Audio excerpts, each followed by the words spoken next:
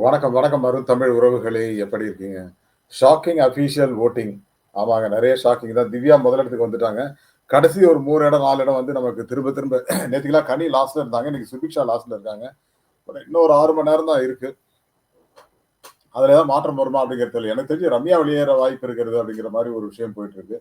அதேபோல திவாகர வெளியேத்த போறாங்க அப்படிங்கிற சில செய்திகளும் இருக்கு. ஏன்னா, அவர் வந்து ஒரு கான்ட்ரோவர்ஷியலான டாபிக்க பேசிட்டாரு. பிசிஆர் ஆக்ட் எடுக்க போறாங்க அப்படின்னு ஏதேதோ விஷயங்கள் சொல்லிட்டு இருக்காங்க. பட் அதுல எந்த அளவுக்கு உண்மை இருக்கிறதுன்னு தெரியாது. பட் திவாகர் தேவையில்லாம வாய நெறைய விடுறாரு. வினோதும் வாய விடுறாரு. இவங்க 2 பேரும் அடிச்சுக்கிறாங்க. அதுல நடக்கிற சில என்ன கரிச்சட்டி கரிவாயன்னா, ராயபுரம் கரிவாயன்னு ஏதோ ஒண்ணு சொல்ட்டாரு. அவன் மூஞ்ச பாரு இது கருப்பா தான் தெரியுது. வேற ஒண்ணுமே தெரியல அப்படின்லாம் இது கிண்டல் பண்ணியிருக்காரு. அதேபோல அவருடைய சாதியை பற்றி மறைமுகமாக பேசியிருக்கிறார் திவாகர் அப்படின்லாம் சொல்றாங்க. அதனால திவாகர் வெளியேற்ற வாய்ப்புங்கிற மாரிலாம் கூட தகவல்கள் போயிட்டு இருக்கு.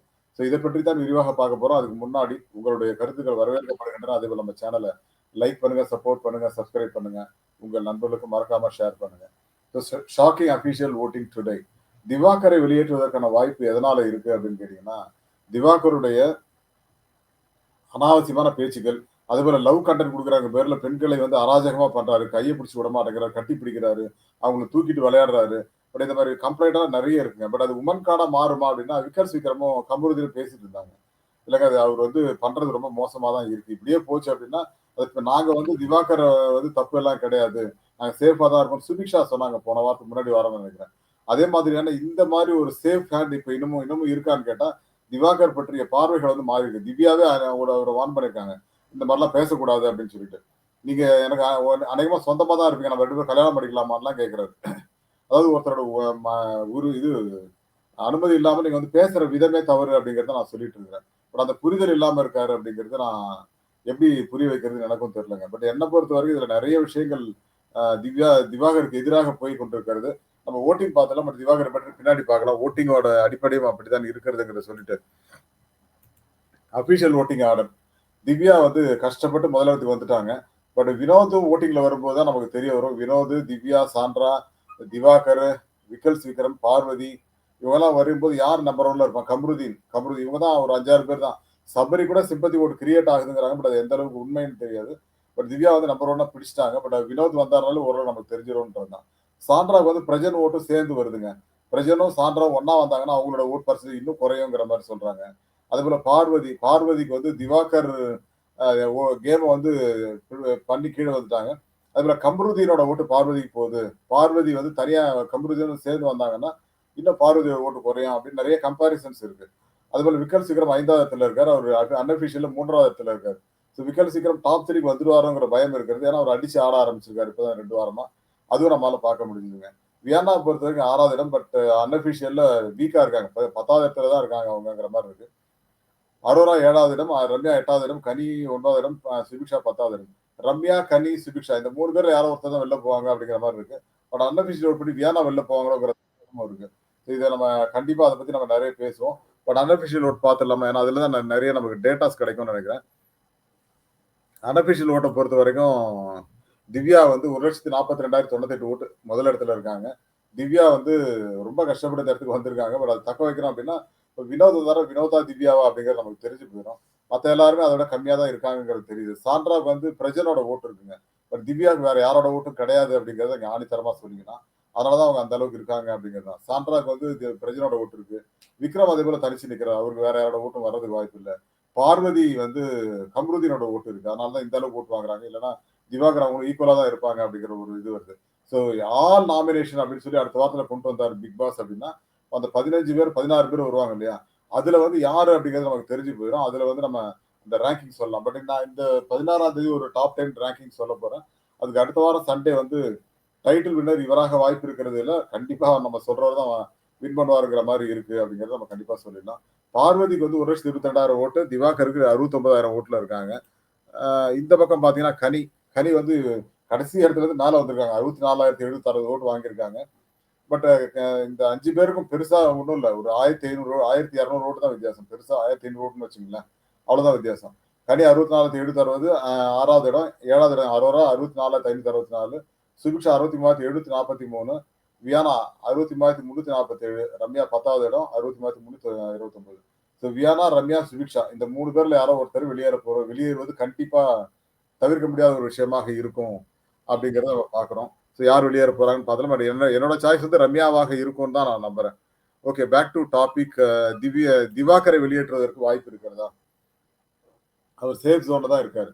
ஆனா, அவர் பெண்களை பற்றி தவறான அணுகுமுறையில பேசுவது மிகப்பெரிய ஒரு பேசுபடும் பொருளாகி இருக்கிறது. ஏன்னா, ரொம்ப மோசமா பேசுறார். அதுபோல வினோத பத்தி பேசுறது, ஏதோ ராயபுரம் கருவா ஏதோ ஒண்ணு வார்த்தை சொல்லிருக்காரு. அது மாரி தீண்டத்தகாதவன்.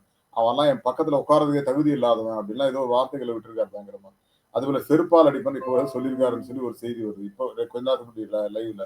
அவன கதவ திறந்து விடுங்க. அவன என்ன உண்டு இல்லன்னு பண்ணிடுறேன் பாருங்க அப்படின்ட்டு கோவமா எழுந்திரிச்சாரு. அப்புறம் நம்ம இவரு பிரஜன்லாம் அவர அடக்குனாரு. இதெல்லாம் பண்ணக்கூடாது, சொல்லக்கூடாது, உட்காருங்க அப்படின்னு சொல்லிட்டு, இவனுக்கு கடைசி வார்னிங். அவனுக்கு இனிமே பேசினாலும் அடிச்சுருவேன் அவன அப்படின்னு சொல்லியிருக்காரு. ஸோ அப்படி கை வச்சாருன்னா திவாகர் தான் வெளியில வருவாரு. வினோத் வரமாட்டாரு அப்படிங்கிறது எல்லாருக்கும் தெரியும். பட் இந்த இடத்துல வந்து ஒரு முக்கியமான விஷயம் என்ன அப்படின்னா, திவாகருடைய வார்த்தைகளும், அவர் பேசுறதும் வந்து யாரோட பேச்சையும் கேட்கவே மாட்டேங்கிறாரு. கத்திட்டு இருக்காரு. யாராவது ஒருத்தர் அவர் அவர் அவர பாயிண்ட் அவுட் பண்ணணும் அப்படின்னா, அந்த பாயிண்ட் அவுட் பண்ணவே விட மாட்டேங்கிறாரு. ஈவன் அந்த லிவிங் ஏரியால உட்கார்ந்திருக்கும் போதும், கத்துறாரே தவிர ஒரு சொல்யூஷன் வரமாட்டேங்குது. போன வாரம் தான் சொல்லிட்டு போனாரு. இந்த மைக் வச்சுலாம் கத்திட்டு போனாரு. போன வாரத்துக்கு முன்னாடி வாரம். அதுக்கப்புறமும் இவங்க லிவிங் ஏரியால அப்படிதான் பேசிட்டு இருக்காங்க. அதுவும் பார்வதி சொல்றத கேட்கவே வேண்டாம். பார்வதி, திவாகர் ஒரே மாரி இருக்காங்க. அவங்க அத்தன தடவ சொல்லி இவங்கலாம் கேட்கலன்னா, இவங்கலாம் கண்டிப்பா வார்னிங் குடுக்கணும். அட்லீஸ்ட் ஒரு எல்லோ கார்டாவது குடுக்கணுங்க. சாதியை பற்றி பேசக்கூடாது. ஒருத்தர தாழ்த்தி பேசக்கூடாது.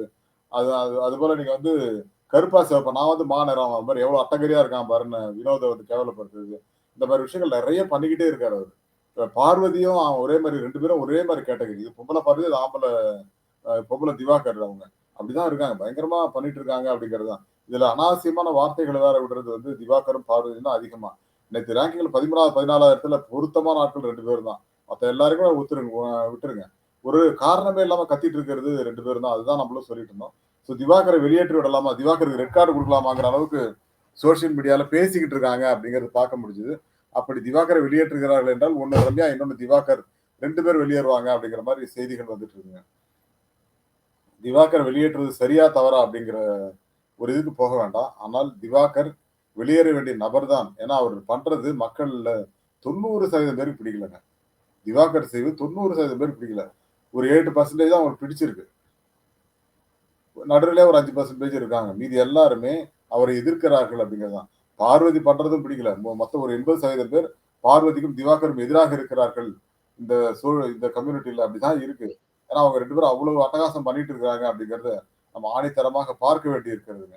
இத தாண்டி சில விஷயங்கள் யோசிச்சு பார்த்தீங்க அப்படின்னா, அது சரியில்லங்கிறது நம்ம கண்கூடாக தெரிகிறது. பொறுத்திருந்து பார்ப்போம். பட் பார்வதிக்கு வந்து இன்னும் நெறைய புத்திமதி தேவை. அவங்க எவ்வளவு சொன்னாலும் திருந்த மாட்டாங்கங்கிற மாரி தான் இருக்கு. இன்னமும் கத்திட்டு தான் இருக்காங்க. இத்தனைக்கும் திவ்யாலாம் ரொம்ப தன்மையா பேசுறாங்க அவங்கள்ட்ட. பட் அப்படி இருந்துமே அவங்க அப்படிதான் இருக்காங்கன்னா, அவங்கள திருத்தவே முடியாது. ஒண்ணும் இல்லங்க. கம்ருதீனும், விக்கல்ஸும் பேசிட்டு இருந்தாங்க. அதாவதுங்க, பார்வதி தப்பா எடுத்துக்காத கம்ருதீன். நான் வந்து ஒரு சில ஸ்டாண்ட் எடுத்தேன் அப்படின்னா, நான் இப்படிதான் நிப்பேன். இப்போ நீங்க ஒரு விஷயத்த பேசுறீங்க அப்படின்னா, ஒரு வேலிட் பாயிண்ட் வைக்கிறீங்க. பட் பார்வதி அப்படி கிடையாது. சும்மாவே கத்திக்கிட்டு இருக்காங்க. நான் அவங்கள்ட்ட திருப்பி கத்துறதுக்கு காரணமே, பாயிண்டே இல்லாம கத்திட்டு இருக்காங்க அப்படிங்கிறது தான். அதனால தான் வந்து நம்ம அவங்கள்ட்ட ரியாக்ட் பண்ண வேண்டியிருக்கு. வேற வழி கிடையாது. ஆனா அவங்களோட கேம் புரிதலே இல்லாத கேமா இருக்கு. எதையாவது ஒண்ணு கத்தி நம்மள அடக்கணுங்கிறத பார்க்குறாங்களே தவிர, வேற எந்த ஒரு டார்கெட்டுமே கிடையாது. இஷ்டத்துக்கு அடிக்கிறாங்க. அவங்களுக்கு எதிரா பேசினா அடிக்க ஆரம்பிச்சுடுறாங்க. அது ஒரு தவறான பாயிண்ட். அதே பாயிண்ட் தான் திவாகரும் பண்றாரு. திவாகர் வார்த்தைகள் நெறைய விடுறாரு. பார்வதி திரும்ப திரும்ப ஒரே விஷயத்த சொல்றாங்க. ஆனா திவாகர் வந்து வாய விடுறாரு. வார்த்தைய விடுறாரு. அதுதான் அவருக்கு எதிராக அமையும். அதேபோல உமன் கார்டு இருக்கிறது மக்களுக்கு வந்து ரொம்ப சீக்கிரம் ஆகாது. இப்போ வரைக்கும் அவர் சேஃப்ன்னு சொல்லிட்டு இருக்காங்க. இப்ப அரோரா வாய திறக்க ஆரம்பிச்சிருக்காங்க. அதேபோல வியானா இல்லன்னா என்ன அண்ணான்னு கூப்பிடுறேன்னு என்ன விட்டுருங்க அப்படின்ட்டாங்க.